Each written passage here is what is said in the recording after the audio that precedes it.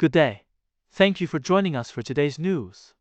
If you find this helpful, please consider subscribing. We're here every day with calm, clear updates just for you. New Zealand is preparing a major shakeup in its education system, with the government set to replace the National Certificate of Educational Achievement (NCEA) with a new framework. The reform includes replacing Level 1 NCEA with a Literacy and Numeracy Te New Certificas TOEFIC. Students will need to complete 5 courses and pass 4 to earn a certificate with a 100-point grading system that uses A to E grades. The changes aim to provide a clearer path for students into further education, vocational training, or the workforce by 2030, be sought to be fully implemented by 2030. This reform is a response to concerns over inconsistency and gaps in the current system. And it's a big step toward a more equitable and standardized education experience for all young New Zealanders.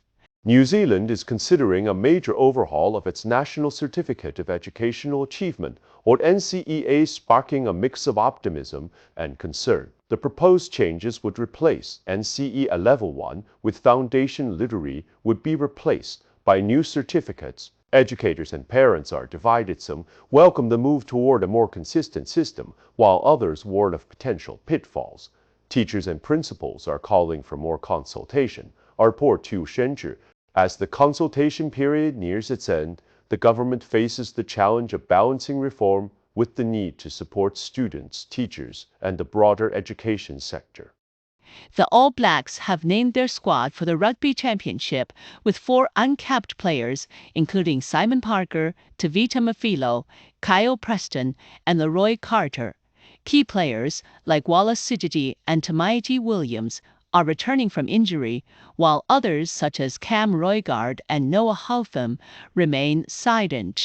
The team faces a strong challenge in the upcoming matches against Argentina, with coach Scott Robertson expressing confidence in the squad's potential.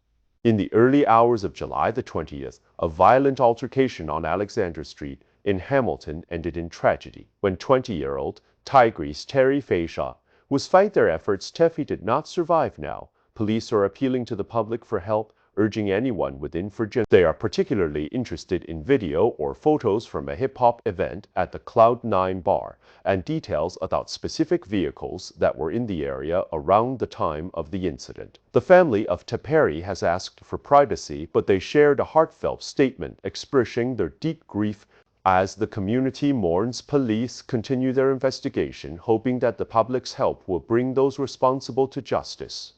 The All Blacks are facing a major challenge ahead of the Rugby Championship, with Cam Roigard's injury leaving a significant void in the halfback position. Coach Scott Robertson must quickly find a replacement, with Cortez Ratima and Kyle Preston among the options. The team's depth and adaptability will be crucial in the upcoming major.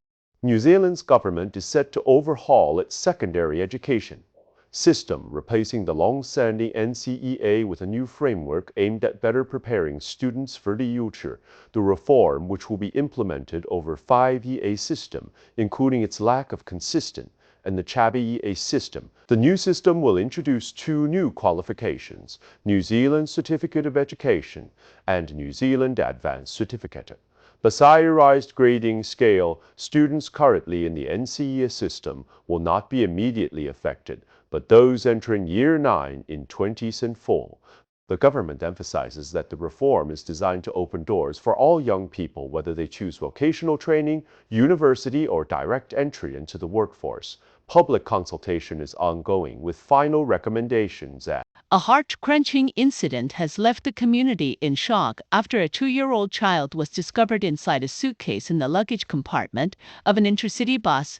The child was found by a driver during a planned stop in Kaiwaka, Northland, and was immediately taken to the hospital for medical assessment.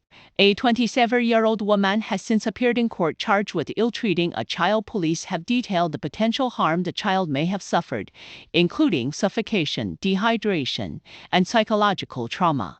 The case has sparked widespread concern about the safety of children in public transit. This incident serves as a stark reminder of the need for vigilance and reform in ensuring the well-being of children in public spaces. In a shocking incident in Lower Hutt, a man was critically injured after a shooting on Sunday morning. Emergency services were called to Stokes Valley. Around 9 a.m., following reports of a firearm being discharged, the victim was airlifted to Wellington Hospital, where he remains in previous evening, charged with wounding with intent. Police have seized a maroon Toyota Mark station wagon for forensic examination. Detectives are urging anyone with CCTV or dashcam footage from specific areas in Stokes Valley on Sunday between 7 a.m. and 10 a.m. on Sunday to come sober. Authorities have increased their presence in the area and are appealing for public assistance. A man is in critical condition after being shot in Stokes Valley, Lower Hutt. Police have charged a 25-year-old Tate man with serious offenses, including wounding with intent and illegal possession of a firearm. The suspect was arrested and is currently in custody. A maroon Toyota Mark was seized and is under forensic. Authorities are asking anyone with information or footage from the area to come forward. The victim was airlifted to Wellington Hospital, where he remains in a stable but serious condition. The community is on edge, and the case is expected to have significant implications for gun control in New Zealand. A major shift is coming to New Zealand's secondary education system as the government moves to abolish the National Certificate of Education, NCEA, the proposed replacement, the New Zealand Certificate of Education, NCEA, and the New Zealand Advocacy Certificate for students, and make it easier, aims to provide placement. While some school leaders in Hawke's Bay are cautiously optimistic about the changes, they're also raising concerns about the workload on teachers and the need for adequate resources and support during the transition. The consultation pay students set to be the first to graduate under the new system in 2030. The education sector is cost. That's all for today's news. We appreciate your time. If you enjoyed this update, please consider subscribing. Your support helps us keep going.